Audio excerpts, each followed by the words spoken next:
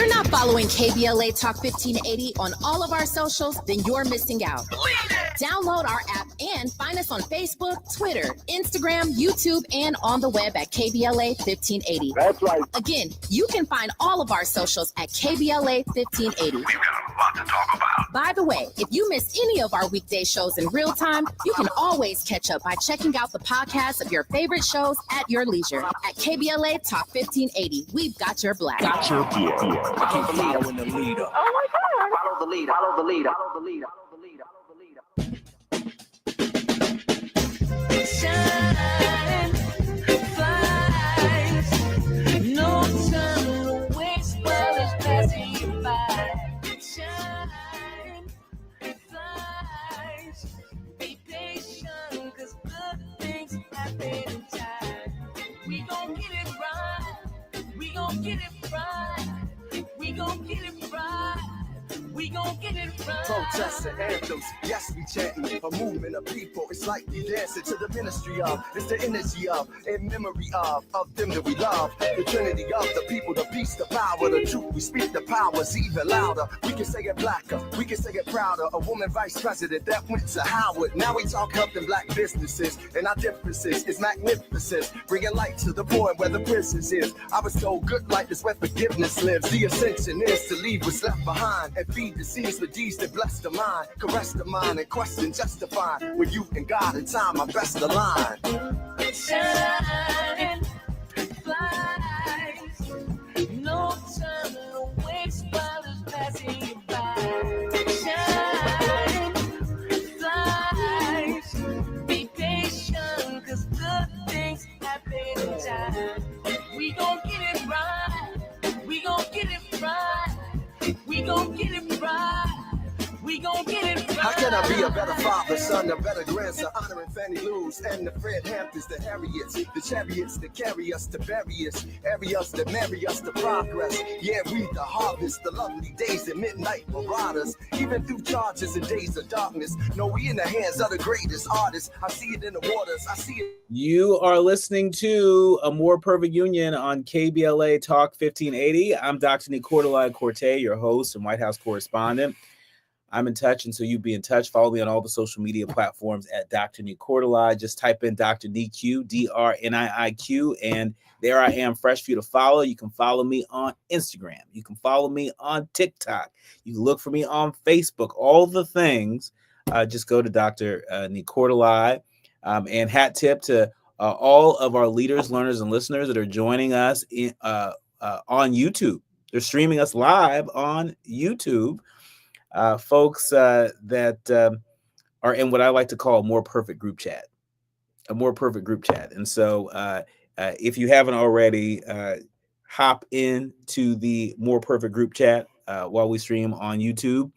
And make sure to like our podcast, a More Perfect Union podcast, which is powered by KBLA Talk 1580. You know, More Perfect Union is a very popular name. Of course it should be. It's a part of the Constitution. And so make sure you find a More Perfect Union powered by KBLA Talk 1580, because we don't want y'all, straying off somewhere else. But now it's time for your national news roundup. It's time for the good, bad, and ugly headlines of the day. And kicking us off, Brittany Griner pulled out of a speaking engagement over gay baby jail note found in their hotel room. NBC News is reporting that WNBA star Brittany Griner pulled out of a speaking engagement earlier this week after finding a piece of tape in her hotel room with the words "Gay Baby Jail" written on it. The 34-year-old Olympian was set to speak at the Women Grow 2025 Leadership Summit dedicated to cannabis policy and industry in the National Harbor. This is in Maryland. When she found the note and left. The ordeal was first reported by TMZ. Griner, who is gay, had been imprisoned in Russia after vape canisters with cannabis oil were found in her luggage at the Moscow airport in February 2022. She pleaded guilty to drug charges at her trial in July 2022, but said that she had no criminal intent. Well, she was released the following December in a prisoner swap brokered by the Biden administration. And so, certainly as somebody who is a new parent, and somebody who has, been through a traumatic event, being, a prisoner in Russia, imprisoned in Russia for some time, detained in Russia for some time. For some people, that note might seem harmless, but for folks who have been through something, they may find that triggering. And so we're going to talk about that in just a little bit with our guest this hour. But first, in other news, about 300 Detroit residents have been forced to evacuate their homes due to a water line break. The Grio is reporting that close to 300 Detroit residents have been displaced after a city water main break caused flooding of their homes this week. On Tuesday, Detroit Water and Sewage Department Director Gary Brown explained that it may be 6 weeks before residents can return to their homes. Early Monday, the water line broke, causing icy water to flood nearly 400 homes in Southwest Detroit, disabling furnaces and leaving residents with no heat. At a Tuesday press conference, the mayor described the scene as a monumental hole in the ground and confirmed that even with city-funded hotel accommodations available, some residents opted to stay with loved ones or remain in their homes. And so we are thinking of our leaders, learners, and listeners in Detroit, particularly in Southwest Detroit, who've been impacted by this. It's just another example, in my view, of how severe weather conditions across the country, how they cut different in different communities. They cut different based upon the infrastructure that exists in our communities and sometimes the lack thereof. We certainly have seen this play out related to the LA wildfires, where our home station is located. We've seen this play out in places like Jackson, Mississippi. We've seen this play out in the Carolinas, in parts of Texas. Remember that the energy grid in Texas that kind of went kaput and left a lot of people in cold conditions and without power in their homes. And so this is just another reminder that when it comes to the impact of climate change, this isn't something that's just happening out there. This is something that's happening in our communities. It's playing out. And, if we don't have leaders in place that recognize the impacts of severe weather events with increasing frequency in our communities, then we're potentially setting ourselves up to be without the necessary support, relief, and resources that we need in order to overcome these challenges and make it through these unfortunate situations. And so, Detroit, we're thinking of you. Finally, the Trump officials who want to ban junk food from SNAP, they seem to be gaining a little bit of ground at the moment. The Grio also reporting that a push to ban sugary drinks, candy, and more from the U.S. program that helps low-income families pay for nutritious foods has been tried before, but it may soon get a boost from new Trump administration officials.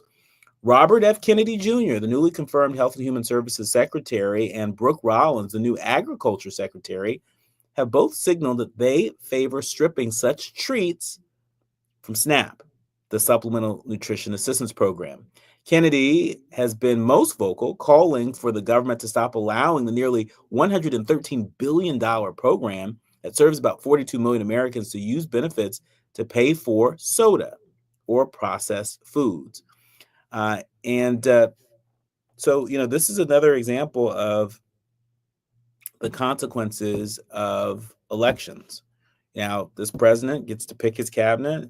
The Senate has opportunity to advise and consent. Right now, there are majority Republicans in the Senate. They control the Senate, and they confirmed Robert F. Kennedy Jr.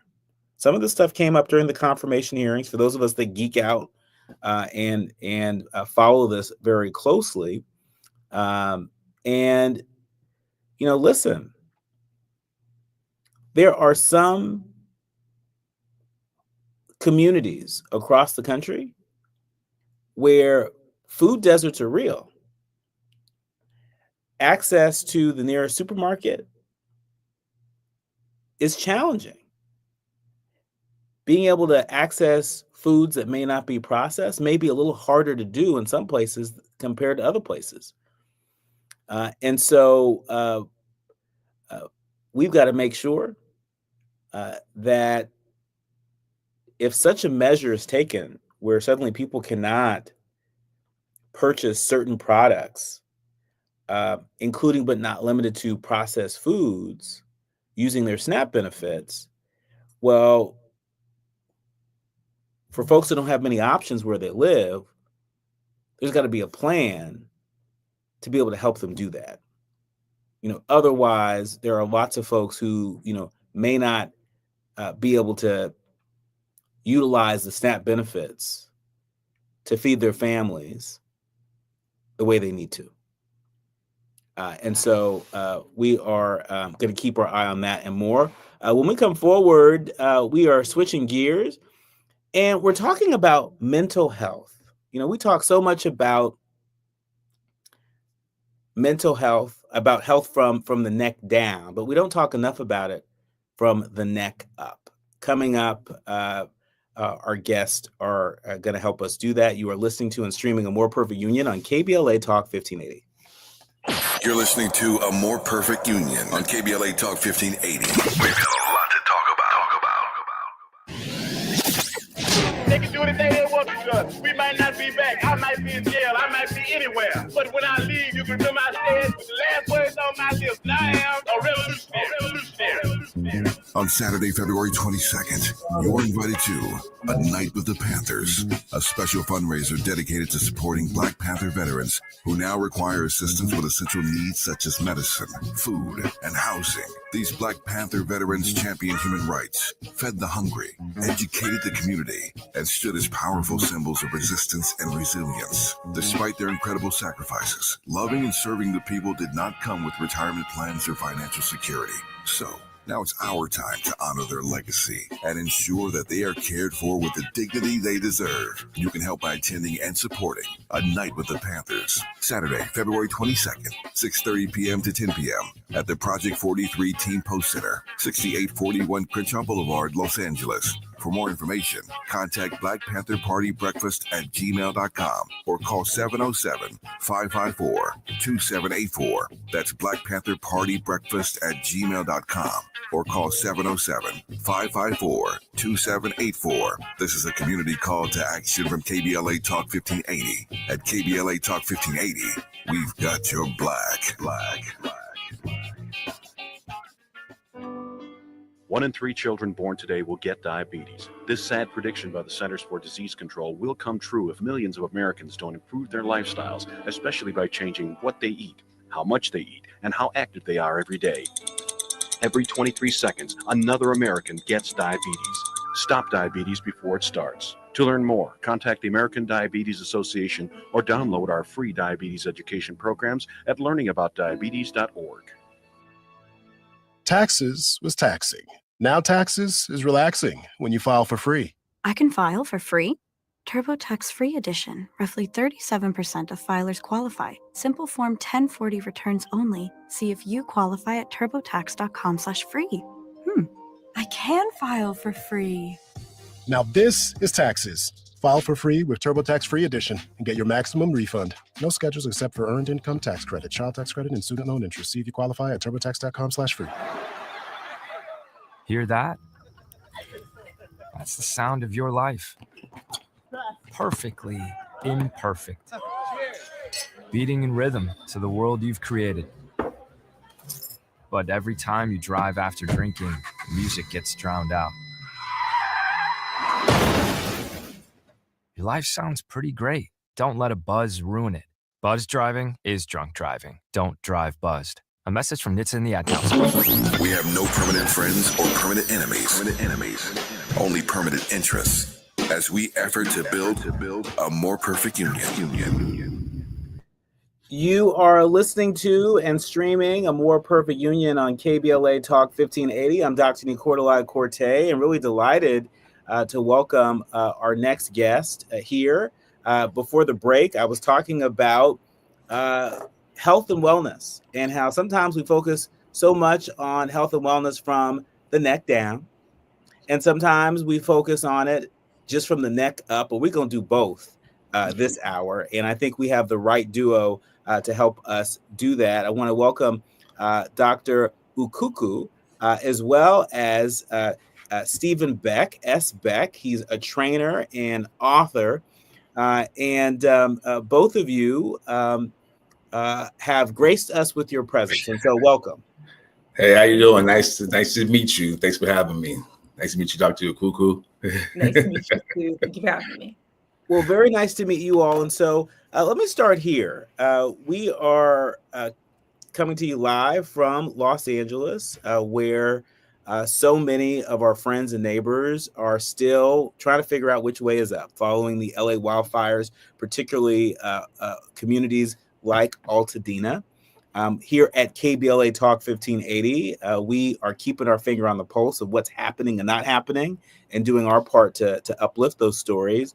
But Dr. Ukuku, I want to start with you in terms of, what advice would you offer from a mental health perspective for folks that are still feeling very disoriented and untethered and haven't quite found their footing, following that catastrophe? What early advice would you offer folks that are listening? Yes. So I would first start with having no expectations of yourself. I think when we think a lot of times when we go through certain difficult moments, especially traumatic events, and we, at the very beginning, everyone is helping, everyone is telling you, okay, these are the next steps. This is what you should move to. But then when all of that calms down, you can start to feel anxious. You can start to feel panic of like, okay, well, things should be better by now. But it's really thinking about like you just went through a traumatic event. There are no expectations that you need to already be better, right? Some people might be going back to work. Some people might feel like they're up to doing other things, but it also doesn't mean that I have to rush myself into another phase. And so a lot of times when the noise quiets down, that's when we're actually left with our thoughts. And that's when we're actually starting to look at what are all the things that I've lost? What are the things that I need to rebuild right now? And that starts to be really overwhelming for people. And so my first advice is always to slow down first. Slow down. I mean, that's great advice. And Stephen, I want to bring you into this conversation as someone who is a trainer and an author and a leader really in the health and wellness space. There are a lot of people who probably aren't working out like they used to. There are a lot of people that have lost that routine that they had, which included that physical training routine. And so, what are some little things that people can do, whether they are, in a temporary shelter, a temporary hotel room, short of, going to the gym as they normally would? What are some simple but effective things that people can do to begin to get back on track?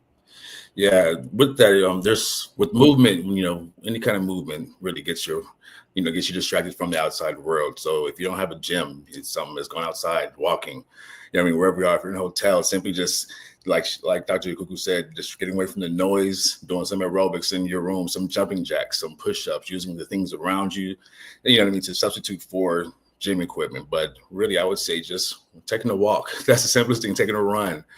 Just any kind of movement. Your body wants that, your brain wants that, and it helps you sort out through all the craziness that's going on. So I would say if you don't have access to a gym, you don't have, if you don't have an accountability partner or a trainer, just, take that time for yourself. All you need some space.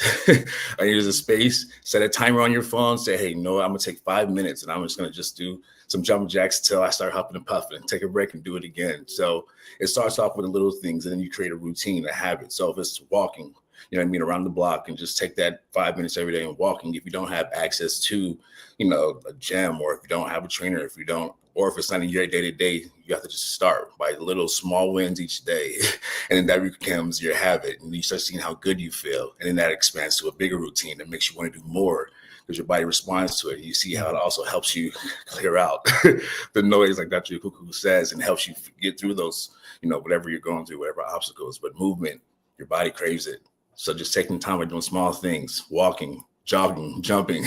You don't have to do nothing fanatical, just something grand, just something simple by getting up and starting. And this is very consistent with your sort of your worldview and your practice, Dr. Ukuku, where you really focus on redefining how we approach emotional well-being, both in the therapy room and beyond. You know, I want to tap into your expertise as a licensed psychologist in Pennsylvania. I know you work not just with adults, but with adolescents. Talk to us about what general advice or guidance you would offer to some of the parents that are listening that are feeling disoriented themselves, you know, but how do you engage with your adolescent, with your kid whose routine has also been upended in a moment like this, who may not be, you know, going to the same school that they did because it might have, you know, burned down, as was the case for some schools with the LA wildfires. What advice would you offer to parents that are listening? Yeah, so I would start with transparency. So a lot of times, I think, especially as parents, there is this desire to protect and to make sure like everything is going as planned, and I can give them this sort of routine. But the truth is like your routine has been thrown off. And so when we want to think about like how do I take care of myself and take care of my kid at the same time, it really does start with transparency, where it's thinking of like I don't have to have all the answers, and being able to communicate that to an adolescent. Even young kids start to pick up on that when either their parents are trying to pretend like everything is okay, or pretend like they have all the answers, and they can start to see, and it's kind of like that skepticism. And it's like, you don't want to ever sow like seeds of mistrust with your kids, right? And so it doesn't mean that I'm explaining every last thing and details where they don't understand, but even thinking about, okay, right now our routine is thrown off. Me, even as your mom, me, even as your dad, I'm trying to find my new normal. And so we actually get to do this as a family. What do you want our family normal to look like? And so one that also brings children in, so they feel like, okay, I'm a part of the family, and we're all kind of in this space where I'm not alone by feeling confused or feeling angry or upset, because also kids learn through observation. And so if they are observing their parents either having like these huge extreme emotional outbursts, or, you know, we're mad at everybody, but never talking about that I had an outburst or that I was angry, then kids kind of internalize that. And it's like, okay, well, this is how I'm supposed to deal with my emotions. I'm supposed to put them inside, lock them up, and then just wait until the top blows off, and then I deal with it afterwards. And so for parents, being able to even talk about like, this is overwhelming for me. This is something that's also difficult. And we're also going to build a new routine. We're not going to have the same, you know, expectations as we had before. It's going to look a little bit different. And that's going to be a bit of trial and error. And sometimes when kids have that sense of like, oh, my parents are trusting me with some type of information, then they also trust their parents too a little bit more. And it becomes more of open communication, especially when we're thinking about like traumatic events. And so that's my specialty work, is within trauma. And when I work with adolescents and kids, the biggest predictor, and they've done research on this, of a kid recovering from a traumatic event, are the parental support. And so if my parents are supporting me, if my parents are with me in this journey, it automatically gives a child a boost on recovery. I mean, I'm so appreciating this conversation, and I hope so many of our leaders, learners, and listeners that are tapping in are being fed by this conversation, which is really around mental well-being. And what I love so much about your work and witness, about your respective stories, is that this isn't just something you studied in school. This is something that you have brought to community. And so, Dr. Ukuku, your work as co-founder of Talk Naija, did I get that right? Yes, Talk you did. Naija, which is all about destigmatizing mental illness in the Nigerian community. Talk to us about what inspires you to co-found this nonprofit organization, and why this nonprofit and why now? Yeah, so this launched back in 2017. And I tell people what the co-founder, who has now become one of my closest friends, he professionally slid into the DMs and asked me to review a website. And he was like, I want to have a website that's talking about mental health in the Nigerian community. And I was like, sure, I can review it. And then after I gave him feedback, he was like, so do you want to co-found? And I was like, oh, this escalated very quickly. But sure, like it's something that I'm passionate about. And so for me, being a Nigerian American, so I was born in the States, but go back to Nigeria a lot. My parents immigrated here in the 70s, and being just heavily in the Igbo community, heavily in the Nigerian community, to be a psychologist wasn't something that was in the cards, I would say, for me. You know, you meet a lot of Nigerians, they are medical doctors, they are lawyers, they're engineers, but you don't hear too many people talking about mental health. But I always knew for myself that that was something I wanted to go into, and that I wanted to be a voice for other Nigerians who were either struggling with mental health or thinking about going into the field. And so knowing that there's so much, especially even within the mental health field, why Black people are not given the same opportunities as other races within even mental health treatment, whether it's like access to treatment, feeling as though they have someone who understands them and who wants to work with them. And so for me, it was really important to do this type of work where we're doing like education, being able to talk about what are different mental health disorders, what does depression look like, what does anxiety, what does PTSD look like, and then being able to also be conduits for people to receive treatment, and being able to kind of stop some of the barriers, which is a lot of times we think about money as a big barrier. Yeah. And through our organization, we're able to help to fund people to go to therapy.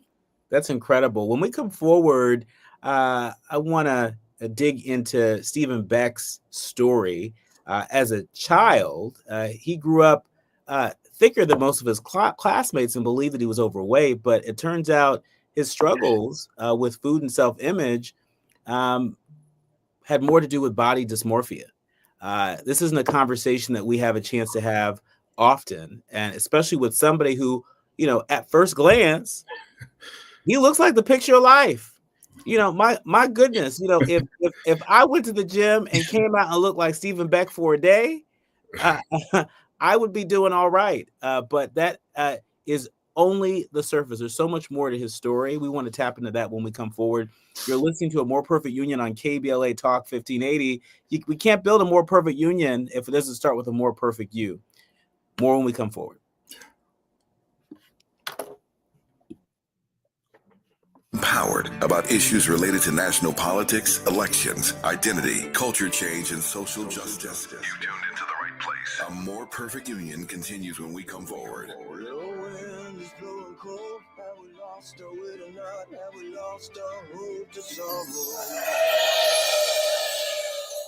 I'm Amber Payton with 4 Things You Should Know with BIN News. The judge in Black New York City Mayor Eric Adams' corruption case is not yet ruling on dropping charges. At today's hearing, Adams declared his innocence. Allegations of a quid pro quo with the Trump administration have sparked calls for his removal and key resignations. Wall Street is closing with stocks higher. It comes after the minutes from the Federal Reserve suggests officials need to see more progress on inflation before they make another rate cut. Los Angeles County's annual homeless count is underway. Black Mayor Karen Bass says the city's efforts to reduce the homeless population are working. I think we are all proud of the fact that our collaboration has led to a decrease in street homelessness. The count started on Tuesday night following a month-long delay due to the deadly Palisades and Eaton fires. And 10 Baltimore restaurants are getting $10,000 grants from DoorDash's Disaster Relief Fund to recover from the Key Bridge collapse. The aid, backed by Black Governor Wes Moore's office, helps cover rent, payroll, and other expenses. Get BIN News on demand 24/7 on the iHeartRadio app. Santa Monica 10 eastbound loading up away from 20th Street. Delays continue across Mid-City all the way to the 5. And staying on that 10 eastbound out of East LA. Delays from the 5 as you roll all the way out to Azusa. It's also tough in Pasadena. 210 eastbound delays from Lincoln. And the drive remains very slow ahead to Azusa. It's a backup out of Simi Valley. The 118 eastbound leaving Highway 23. Looking a lot better by Sycamore Drive. If you or someone you know is affected by the Los Angeles wildfires, you are not alone. No matter how sad, scared, or heartbroken you feel, Cal Hope is here for you and all those affected by the devastating wildfires. Find free, safe, and confidential mental health support at calhope.org. This is the KBLA Sports Minute with Ray Richardson. Tennis legend Venus Williams was given a wildcard exemption to play in next month's B&P Paribas Open at Indian Wells, California. The Compton native, now 44, will play a first-round match on March 5th. Venus has not played since the Miami Open in 2024. While UCLA is celebrating a very talented women's basketball team, ranked number 1 in the country for 12 weeks, was 23-0, and now ranked number 3 in the nation, things are a lot different for the UCLA men's program. The Bruins lost at home to Minnesota Tuesday night, 64-61, after missing 10 free throws in the second half, including 6 straight in the final 3 minutes. Bruins coach Mick Cronin laid some of the blame on UCLA fans for his team's collapse, saying the fans groaned too much after the missed free throws. This is Cronin's 6th season at UCLA. It'll be interesting to see if he's around for a 7th. No debates, no speculation, just the info you need. That's your KBLA Sports Minute. I'm Ray Richardson. More news, opinions, and conversation when we come forward on KBLA Talk 1580. KBLA Talk 1580 stands with you, neighbor to neighbor, bringing you resources and what you need to know. For information on fire recovery resources, recovery hubs, and available services, call 211 for the City of Los Angeles and 311 county-wide. Aid distribution locations, repopulation updates, and safety rules are constantly changing. Visit the LA City and LA County websites for the latest. If you'd like to sign up for the county's free debris removal, fill out a right of entry form, or get a list of disaster recovery centers that are still active, please visit recovery.lacounty.gov or call the debris hotline at 844-347-3332. If you're vulnerable to mudslides with rain in the forecast, free sandbags are being offered. Go to lacounty.pw/sandbags to find out where to get them. Businesses who have lost their facilities due to the fires can use a regional online source to get free or discounted locations. Whether you're interested in donating or finding space, you can visit the business-to-business Space Share portal at spaceshare.lacounty.gov. Additional LA County small business support and programs can be found at opportunity.lacounty.gov. Praying, advocating, and standing with you. KBLA Talk 1580. Every school day was a vaping day for me. It wasn't a social thing anymore. Suddenly it became something I was doing independently every day. Recently, I was sitting next to somebody on the freeway and I saw them vaping. I was like, wow, is that what I look like? And that didn't sit too well with me. That image has been a big motivation to quit. No quit story is the same. For free support, text Kick Nicotine to 66819 today. Lena Bloom for the Bail Project. Imagine you're stuck in a jail cell and you can't afford bail and someone offers you a way out. Just plead guilty and you can go home and kiss your kids goodnight. What do? What thousands have. You plead guilty whether you are or not. Cash bail makes poverty a crime. That's why the Bail Project helps those who can't afford it while fighting to end cash bail. Because freedom should be free. Brought to you by the Ad Council.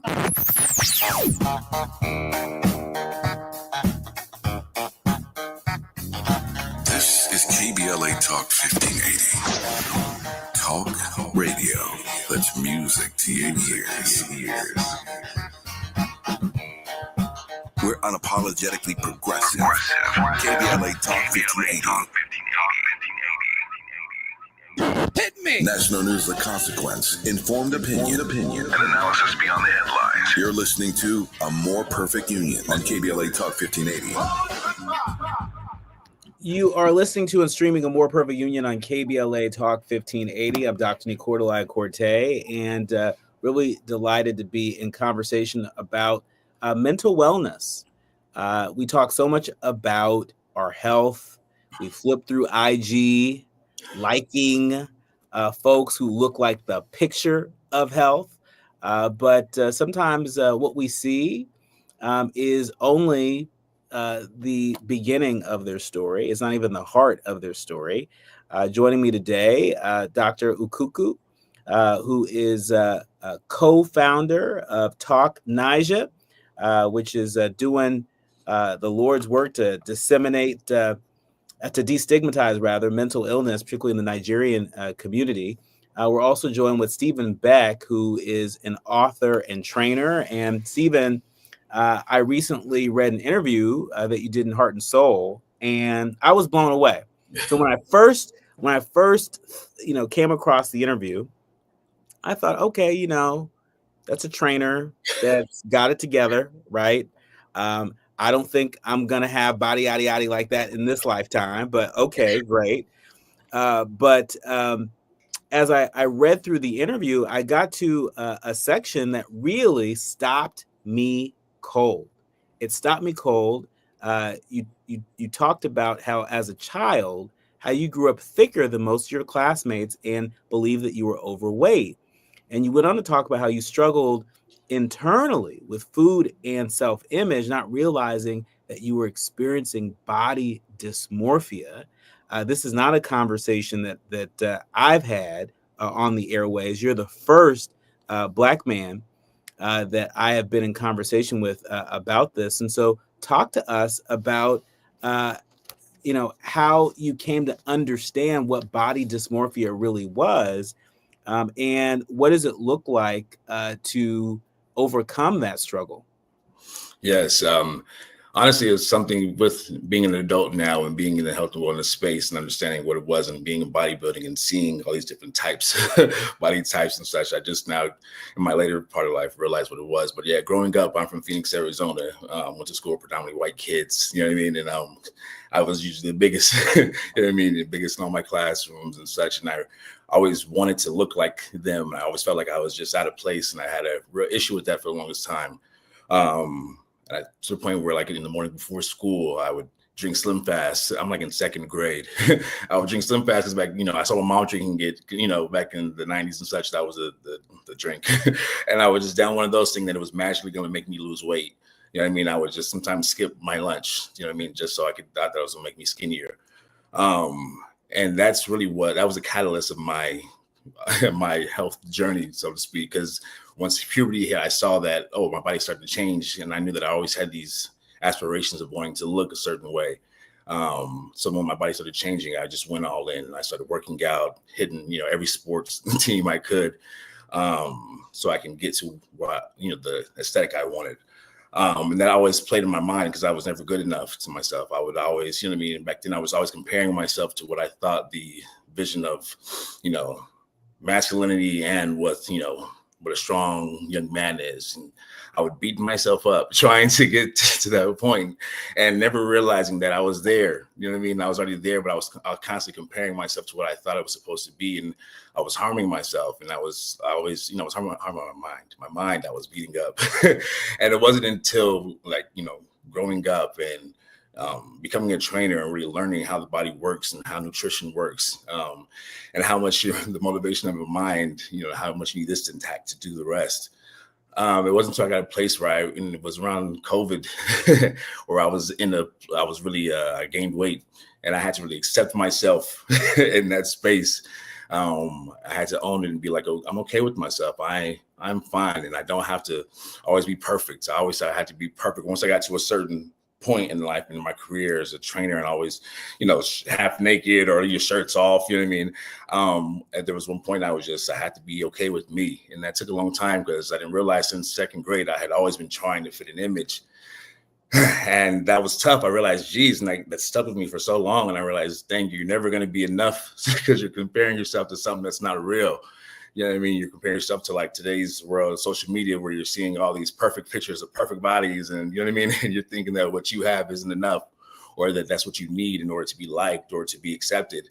And when I realized that, it's kind of like knocked the wind out of me because I was like, I'm here, I'm teaching people how to be healthy and how to, reach their goals, but also I'm still fighting this struggle. And it wasn't until I had to be stuck in my own self and really accept that I'm good no matter what, but also recognize that I have to be healthy here to like myself, you know what I mean? So I could really feel good because no matter how many weights I push, you know what I mean? How if I have a six pack or not, if I don't like myself for my whole self, it's never going to be enough. And I'm so happy that I got to that point because now I can really spread that message, and especially with Black men, we don't talk about those struggles. We don't get that space to, people aren't vulnerable enough. Like, we're not emotional enough for y'all to suck it up, or be quiet or don't want to look weak. And I didn't want to live like that anymore. So it really became like, it was a really big thing for me to start spreading that message from my journey. So people could see like, yeah, I may look like, the biggest, roughest, toughest, whatever guy, but actually on the inside, because I've really done the work to know that I'm good either way. And it didn't come easy, but I had to like myself, and it's okay to go through different phases in life, different body stages, but just you have to love yourself. And then no matter how you walk around, you're going to be okay with that. Nobody else can tell you how to be. And I'm really happy for that. And that's why I wrote this journal. I have a journal that I just put out. It's coming out next week called Mind, Muscle, Movement, a guided wellness journal. And it takes a deep dive into anybody's physical wellness journey, asking deep questions like your why. Why are you doing this? What's your motivation? And not just want to lose weight, not want a summer body. It's what's going to get you through what's the journey that's coming, because it's not going to be easy. Let's get to the real questions, some real thought-provoking questions I ask, so that it's not just like a flippant decision. So it's not just an impulsive thing. Like I want to do it for 5 seconds and stop it. It's like, you're going to go through this. You're going to ask yourself, what do I need to change? What can I do? How much time can I commit? And do it and journal it down so you can look back when you get to the end and see your growth. You know what I mean? So it's not just about getting there and trying to look like the guy on Instagram. It's about what's going to make me the best version of me. And so it can stay with you. And once it's in there, and then you're going to just build on top of it. And I'm just really proud to be able to do that for other people. You know what I mean? Especially of any kind of body type, any person. It's just really important to love yourself. That's what's going to get you to whatever the end game is, because the game never ends. You're always building and want to improve, and you have to know that. That's right. And thank you for making that tool available to us. The name of that book again is called the Mind Muscle Movement. Mind Muscle Movement, a guided wellness journal. Okay, Mind Muscle Movement, and so we got to put that on our book list. That and go out on Amazon and get that. But Dr. Ukuku, I want to bring you into this part of the conversation to talk about the ABCs of building a healthy mindset. One of the things that we heard very clearly in Stephen's story is that even years later, I mean, he a grown man. Right. And he is, a physical trainer, and he's an author, and he's out speaking about this. But he's still very clear that this is still an ongoing struggle for him. And though he's at a different part of the journey, he's still on the journey. And so talk to us about the ABCs of building a healthy mindset. And, particularly what gets in the way of us building a healthy mindset as Black folks from across the diaspora. Yeah. So first, Stephen, I really enjoyed hearing your story, your journey, and the vulnerability of it too. I think is very beautiful because we need vulnerability. If we don't have vulnerability, we're not being honest with ourselves, and we will end up just kind of stumbling through life. And so when I think about okay, what are the ABCs, or how do we even get there? There was something that you also touched on that came to my mind was this idea, what we call this self-flagellation, right? That I can beat myself into submission, and that if I get down on myself enough, that I'm finally going to change and I'm finally going to become this better person. But what research has shown us is that actually self-flagellation leads to worse outcomes. And what actually leads to better outcomes is self-compassion. And so the more that we actually have self-compassion, this idea that one, I'm human, and that humans make mistakes, and that humans are not perfect, then we're able to start to build on that to say, okay, my story then is valid. My story is okay. And there might be things in my past or things that I've dealt with that, weren't things that I wanted to deal with, weren't things that I desired for, right? Whether they were placed on me or other people's harm, but that doesn't have to be my identity. And so I think about it, it starts with self-compassion, and it also starts with vulnerability. And again, that word of transparency, because a lot of times we can go through life and we can almost lie to ourselves, and we tell ourselves oh, I'm fine. There's nothing wrong with me. I'm good. And you can tell yourself that script for so long that that you almost start to believe it, but then there are like these tiny little cracks in our life that show that like this actually isn't true. I'm actually not okay. And I do need to focus on the parts of that. And so I think about it too, and especially with like Black people, sometimes when we get so many accolades and achievements, we think that that erases our past, or we believe that that erases like whatever depression or anxiety that we're going through. And, you know, we always talk about Black girl magic and, you know, Black boy joy and all these things. And those things are amazing and they're great and they're necessary. And also, if you're not feeling that, that's okay too. And that you have to be able to be willing to explore, if I'm not feeling like this, what are the things that are adding to that? And so when I give myself the space for like exploration, then I actually give myself the space for change. And when we start to change in this type of way, we're also not seeing healing as this stationary point that we get to. A lot of times it's like, oh, I'm healed. But I always think about even when we go through different things and we're like, you know, you might have gone to therapy, you've done, you know, by the pray, you've done all these different things, and you are healthier. And you can come to a situation and then you're like, oh my gosh, am I right back to where I am? Like, you know, and it kind of floods us. But a lot of times that's because we think about healing as this destination point. And so once we get something that happens to us and it makes us feel like we're no longer there, we start to then, you know, rag on ourselves again, versus if I were to see this as a journey, if I were to see this as this is my lifelong like message that I'm working towards, then it allows me to like kind of like drop my guard and say, okay, like I'm going to have situations that come up and these thoughts might come again, but how I judge, am I getting better? You know, did I face those thoughts? Did I change my self-talk? And in those ways, that allows me to know that I am building myself, I'm changing, and I don't have to be perfect. I mean, we got more than the ABCs. We got A through Z right there with Dr. Ukuku. We really appreciate your work and your witness. We want to ask both of you to stick around with us for just a little while longer. When we come forward, it's time for the quiet part out loud. And right now, the Black Therapy Network is closing the mental health gap for Black Americans. I'm going to tell you all about it. And we're going to get Dr. Ukuku and Steven's reaction to that.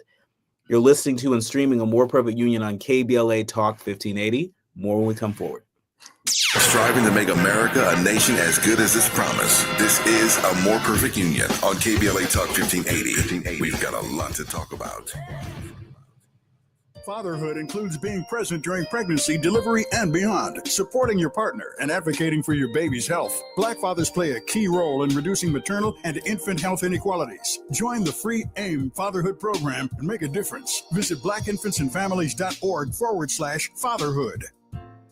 Life blooms in beautiful ways. The Afia Center invites you to celebrate At the End with Red Gala, honoring the strength and resilience of Black women living with HIV. Join us for an evening of empowerment as we launch the Barbara Cambridge Scholarship and kick off Her Story Month with our theme, Life in Full Bloom. Your support helps create vital HIV programming and builds a future where every voice is heard and every story matters. The End with Red Gala, because every flower deserves to bloom. To learn more and to donate, visit theafiacenter.org. If you're living with dry age-related macular degeneration or dry AMD, you may be at risk for developing geographic atrophy or GA. GA can be unpredictable and progress rapidly, leading to irreversible vision loss. Now there's something you can do to slow it down, get it going slower. Izervay is proven to slow GA progression. Izervay gets GA going slower. Izervay or avacincaptad pagel is a prescription eye injection used to treat GA. Don't take it if you have an infection or active swelling in or around your eye. Izervay can cause eye infection, retinal detachment, or increased risk of wet AMD. Izervay may temporarily increase eye pressure. Your vision may be impaired after an eye injection or exam. Don't delay. Ask your doctor about Izervay today. Izervay gets GA going slower. Visit Izervay.com. That's IZERVAY.com. KBLA Talk 1580. We've got a lot to talk about. KBLA Talk 1580, connecting you with services and solutions. If you need help getting your resume in order, finding job training, or landing a job, we've got 3 great options for you. First, the City of Los Angeles has WorkSource centers across the area offering free job support. The California Workforce Development Board can help you with everything from GED prep to vocational training at no cost to you. On the federal level, the Department of Labor's American Job Centers offer a full range of services for job seekers and businesses alike. Visit careeronestop.org, or for more info, just call California's Help Center or visit cwdb.ca.gov or call 916-657-1440. For the City of Los Angeles programs, go to ewdd.lacity.gov or call 213-744-7300. All these services are free to help you get your next job. This is a community call to action from KBLA Talk 1580. Notable journalists, industry leaders, lawmakers, change makers, tastemakers, and you working to build a more perfect union on KBLA Talk 1580. You are listening to and streaming A More Perfect Union on KBLA Talk 1580. I'm Dr. Nicordelai Corte, and I'm really enjoying this conversation around mental health and really strengthening our health from the neck up and neck down with Dr. Ukuku, who is the co-founder of Talk Naija. They are a nonprofit organization that is doing extraordinary work destigmatizing mental health in the Nigerian community. I'm also joined with Stephen Beck, who is an author and a physical trainer. He has a book out called Mind Muscle Movement. Did I get that right? Yeah, Mind Muscle Movement. Yeah.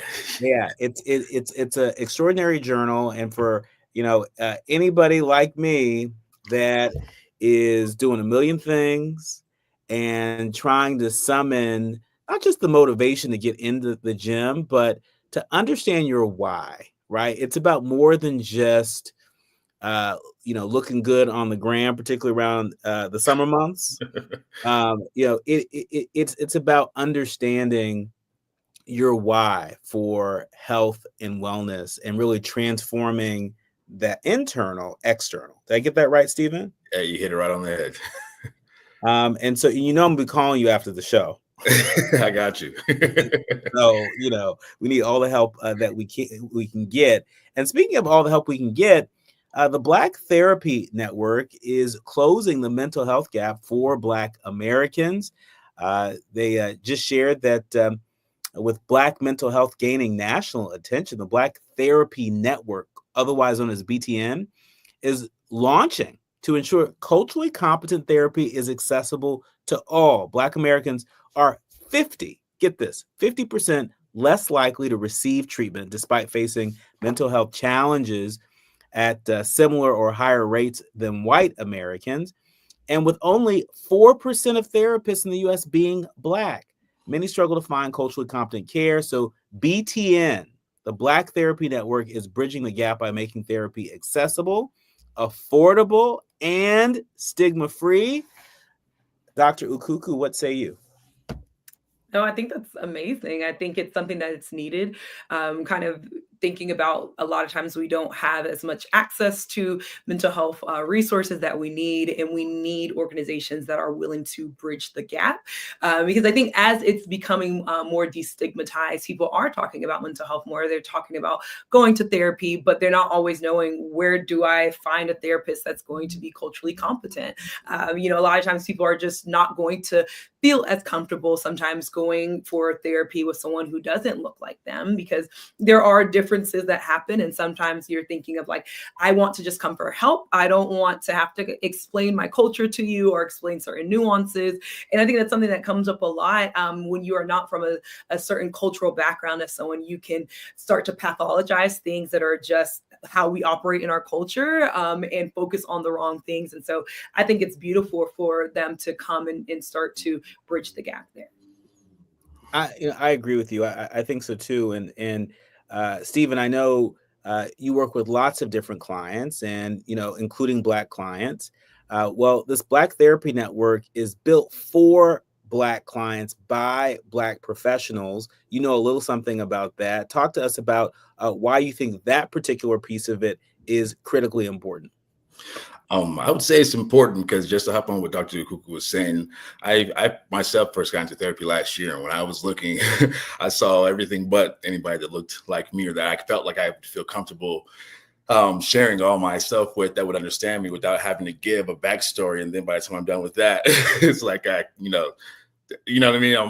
I have to unpack. So I think it's really important. I think it's amazing that now we have a space where, just like Dr. Kuku said, people already know how we speak, how we move, how we brought up, our childhoods are similar, and you know what I mean, how some of the things our parents passed on and what's brought us to this point. So I think it's great that we have that space to really be seen and not have to continue to hide when we're trying to get help. We can just really go get the help without having to worry about am I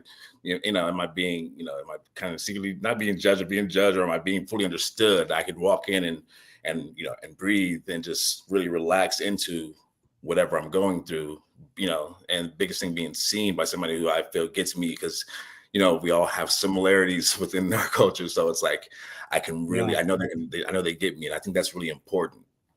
Yeah, I think so too. And so people can go to blacktherapy.net to check out all the good work that they're doing at the new Black Therapy Network. I really have enjoyed this conversation with both of you.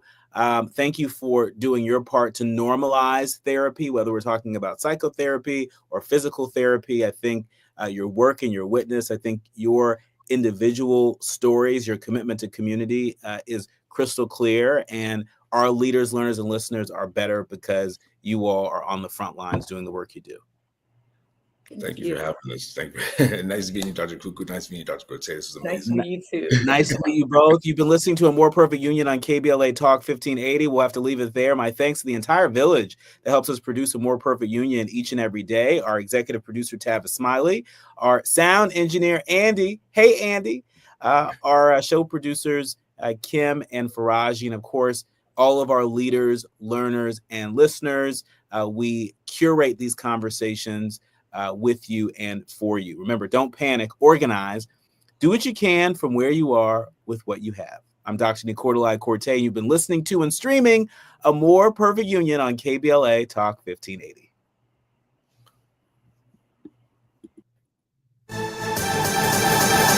I'm Peyton with 4 Things You Should Know with BIN News. A judge temporarily halted the firing of 11 intelligence officers over their DEI assignments, ordering a 5-day delay. The officers were told to resign or face termination for their temporary DEI work.